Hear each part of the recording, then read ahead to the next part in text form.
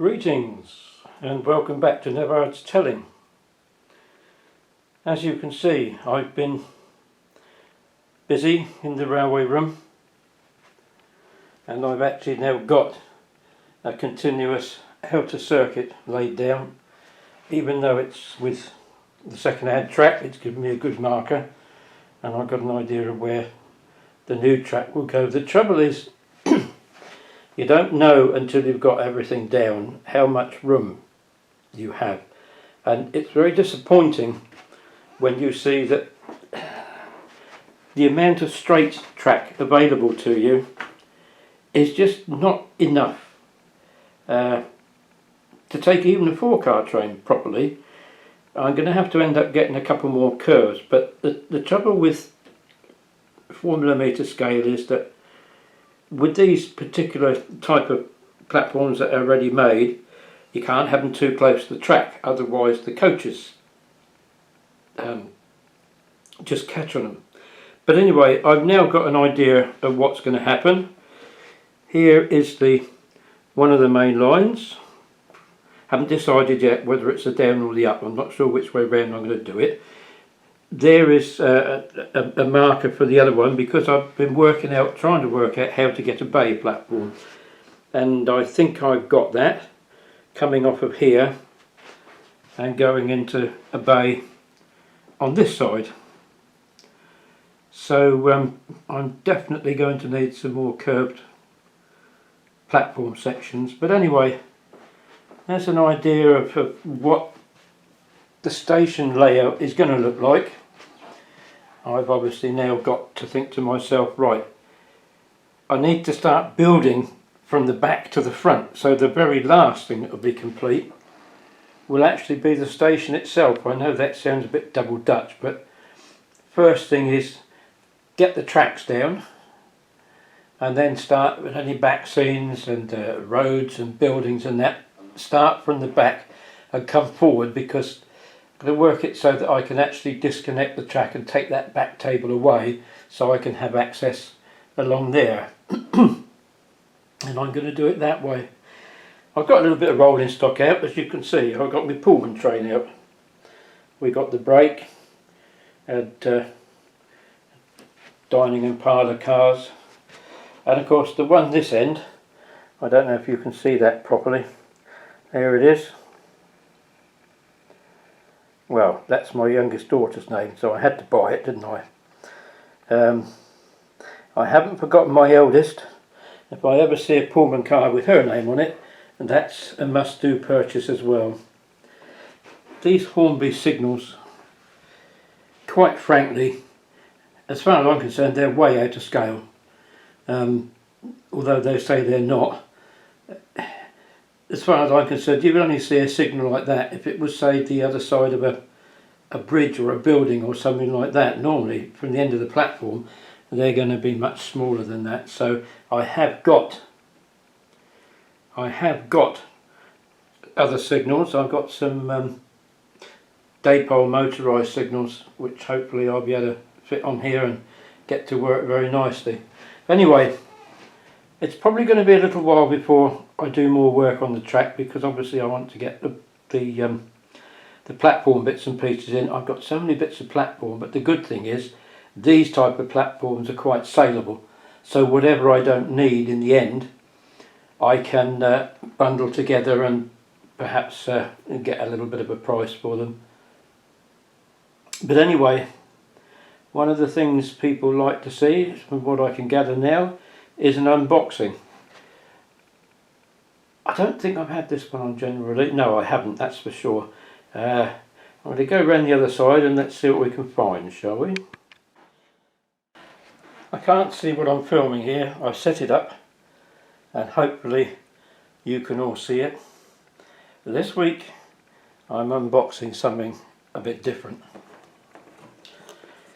Amongst all the experimental trains and locomotives in the 1930s and 40s, the Great Western, as I've said before, they seem to come up with some ideas out of themselves. They wanted to experiment with gas turbine, Unfortunately, the Second World War got in the way. They did order a locomotive from Metropolitan Vickers, but it got delayed and delayed and delayed, and as locomotive it would be 18001, it wasn't delivered to British Railways until after 1950. In the meantime, the Great Western had ordered another one, 18,000, which this one is, from Brown Bovary of Switzerland, and this is what was delivered. It lasted a fair old time.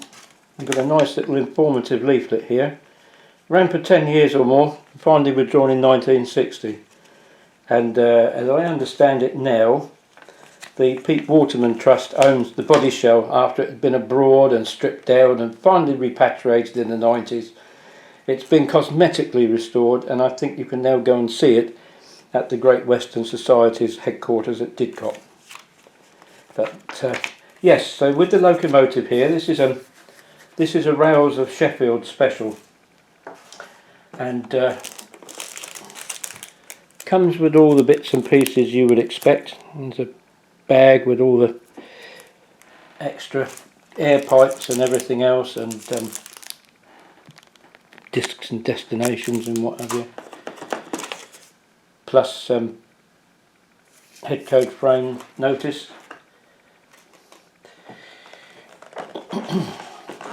Now, they're always difficult to...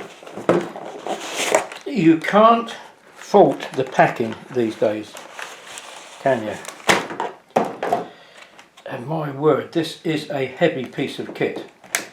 It really is a heavy piece of kit.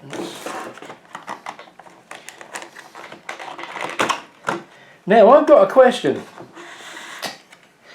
How the hell can you lose a track rubber? Because since the last video, mine has disappeared from the table. I haven't got a clue where it's gone. Unbelievable. Anyway, it even comes with protection for this. But I'm going to come behind the camera now so that I can give you a proper showing. There it is. That is the Brown Bovary gas turbine as ordered by the Great Western Railway and delivered to British Railways in 1950. And this is annoying because my railer is on the other side. I'll be right back, folks. Right, there he is. Just about ready to couple up to his train. So we'll just move him on.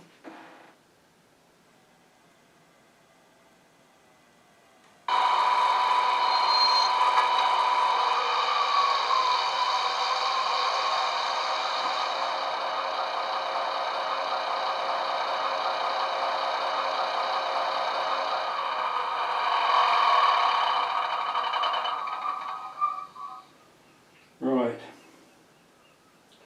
Now he's got to go out the other end. There he goes.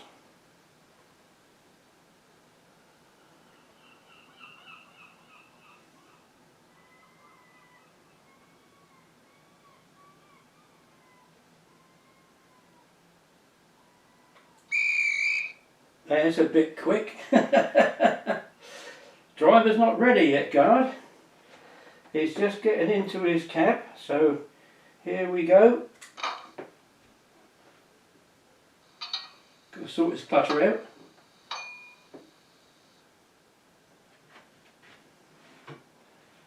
I think he's just about finished. Now, the thing about this type of locomotive was it has one set of engines, the diesel engine for working at low speed, and then another set, the gas turbines, which come in when you're looking at high speed. So we now start up, don't we? Let's get the diesel engine going, because while he's sitting in the platform, the diesel engine has to be the one, because the fumes from gas turbine are too many. So here we go. I warn you, it's loud, you might want to turn your volume down.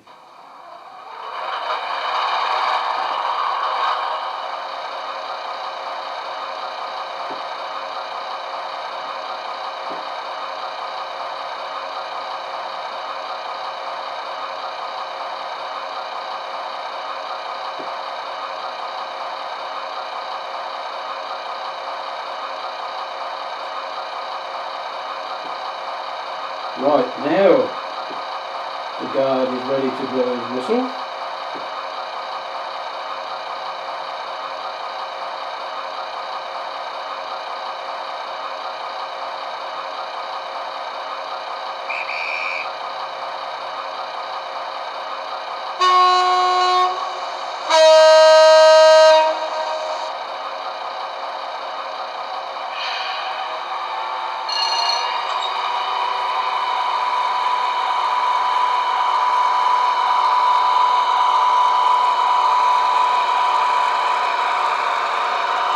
Now you will hear the gas turbines coming in. You didn't couple that, but it don't matter.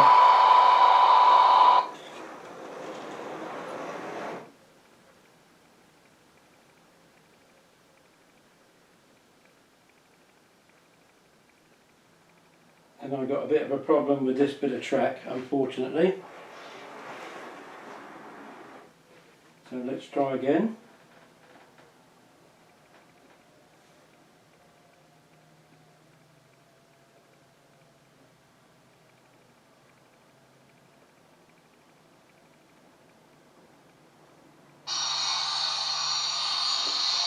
Aha!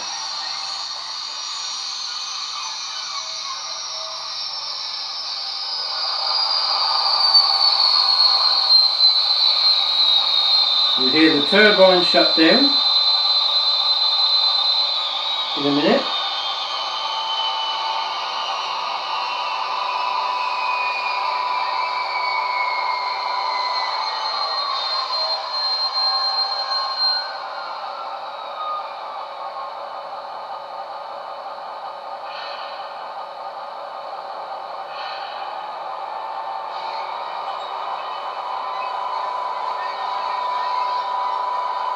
Yeah, we're on diesel power now.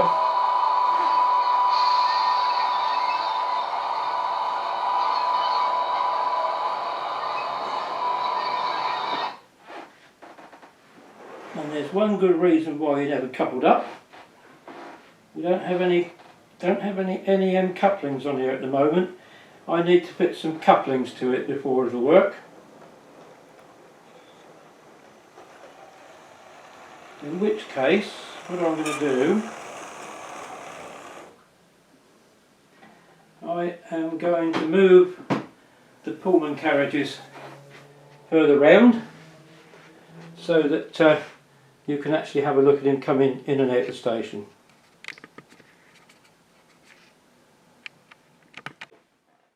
Right, that's better. So let's take him round on diesel.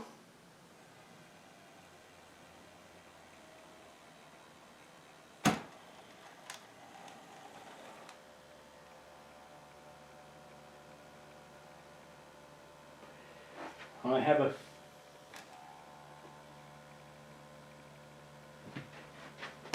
we need the flying fickle finger of fate, I think. This is old track, but I haven't had a chance to clean it, so it's a bit finicky.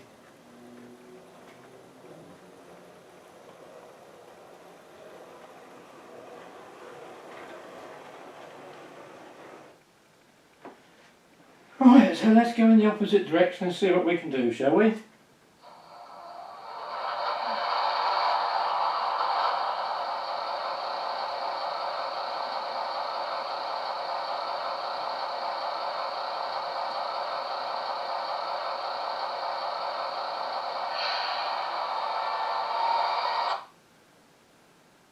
I give up. I give up.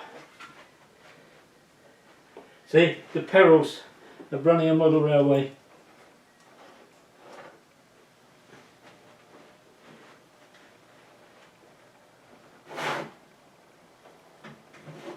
And here he comes. And we turn them off.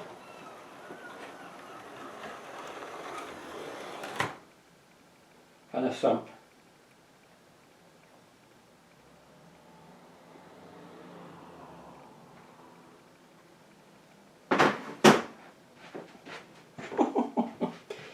You're enjoying this at home, aren't you? Unfortunately, these things happen. Anyway, I'll run it past you one more time if you've got the idea. A lot of it is, it's not so much to do with the fact that the loco's unreliable, it's the track. It's the track that's at fault and the connections to it.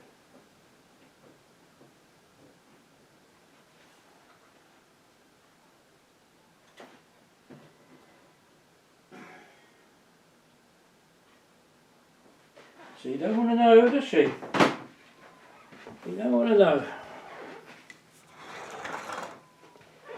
Anyway,